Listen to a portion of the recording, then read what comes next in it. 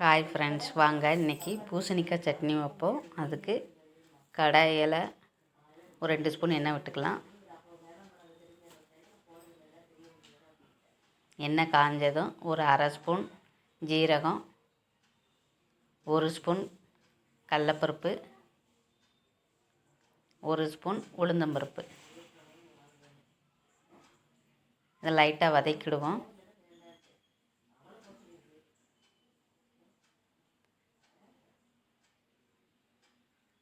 இப்போது 4-5 பூடு,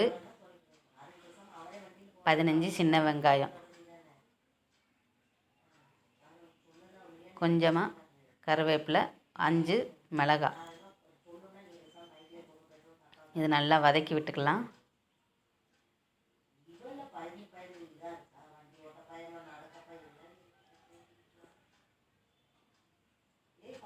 நல்லா வதங்கின பிறகு பூசணிக்காவும் போட்டு நல்லா மிக்ஸ் பண்ணிக்கிடுவோம். கொஞ்சமாக தேங்காய் சீல் போட்டு நல்லா வதக்கி விட்டுக்கலாம்.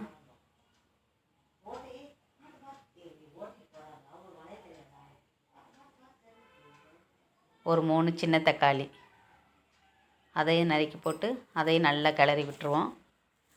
ஒரு 5 நிமிஷம் மூடி வச்சுருவோம். சிம்மிலே வச்சு தண்ணி எதுவும் ஊற்ற வேண்டாம். அந்த எண்ணெயிலே நல்லா வதங்கிரும். இடையிடையே எடுத்து கிளறி விடணும்.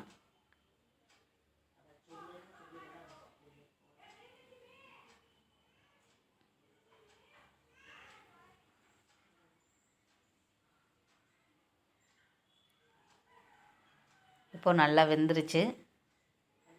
அடுப்பை ஆஃப் பண்ணிடலாம்.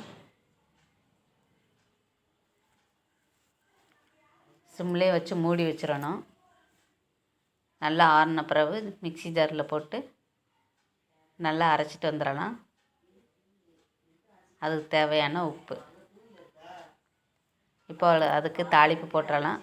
அரை ஸ்பூன் கடுகு, உளுந்தம்பருப்பு, கருவேப்பிலை போட்டு தாளித்து ஊற்றிட்டோம்னா சூப்பராக இருக்கும் பூசணிக்காய் சட்னி. இதே மாதிரி நீங்களும் ட்ரை பண்ணி பாருங்கள். ரொம்ப சூப்பராக இருக்கும். பிடிச்சிருந்தா இந்த சேனலுக்கு லைக் பண்ணி சப்ஸ்கிரைப் பண்ணுங்கள். உங்கள் ஃப்ரெண்ட்ஸுகளுக்கும் ஷேர் பண்ணுங்கள் ஃப்ரெண்ட்ஸ்.